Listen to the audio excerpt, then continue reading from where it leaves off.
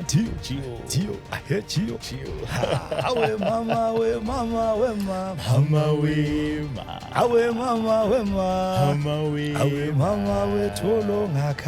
Mama we.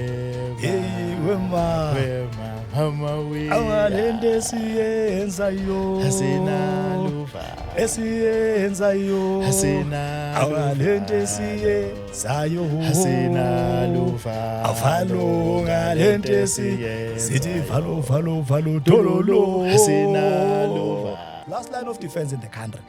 Bafethu sifile kuyakidnetshwa ku blind. Mfowethu sisokola kakhulu ngama hijackings. Sisokola kakhulu ngama house breakings. Yeah, ngama murder cases. Beka ukuthi ukhulumani kubani. Because abanye abantu are not there to clap hands for you. Abanye abantu they are looking for your downfall. Abanye abantu bafuna ukuzibona ukuthi ifamily yakho isafarisha. Kahle kahle umona, kufanele sibheke umona. Mona kakhulu yiwo olimaza community yethu. Yolimaza society. And everyone wants money. And abantu fall into these traps. Only pain enkulu kakhulu the torture that they give you. Mangabe beku kidnapile. These people are heartless. They even go as far as do a video call to your family.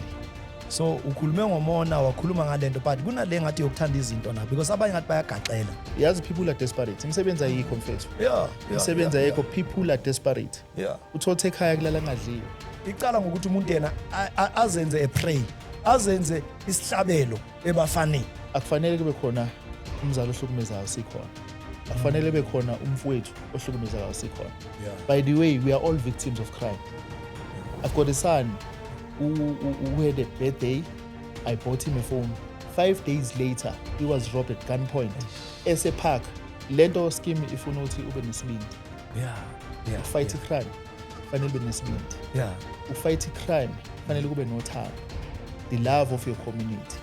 The love of your family. The love of your neighbor. Yabona if usane neighbor othi angimngenela ngimkhulumisa, then you cannot fight crime. Because we have seen ukuthi crime is no longer far there majority. I-crime ila in our doorsteps. You'll find out ukuthi mawufonele police station reporting crime. Alokuthetha amavena wekho. And uyakutshela futhi athi if you don't pay me this much, I'm going to report a rape case against you. And siyazi ukuthi ezweni siphila kulona. Uma ngabe kuwa report case, la mavena kuthiwa wekho ma report crime, aphuma wonke. Ezolanda wena uyi1 ayisikele just because two rapile yabona. So kahle kahle amajitha ngisho ngithi asuppressed kakhulu by umthetho.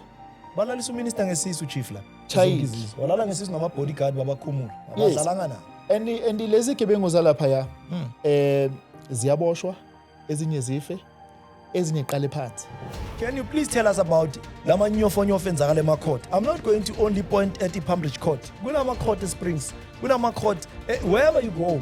Noma ungahamba uya eProtea, kune court lapha. So kwenzakalani kanti lama court ngoba nihamba na apprehend abantu sasekuseni sihamba nabo la. What's the issue?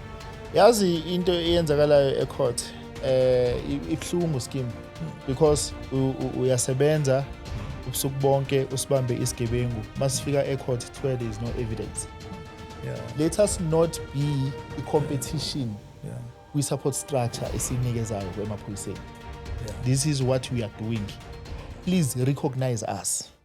It was as if kuwele indlebeni ezi-right. One day we slept. Masivuka the following morning with our concept sekukhona amapanyaza. Sazibuza ukuthi kanti kwenzakalani. And mawuthi uyachecka ukuba khona kwamapanyaza. Kwenziwa ama phone calls.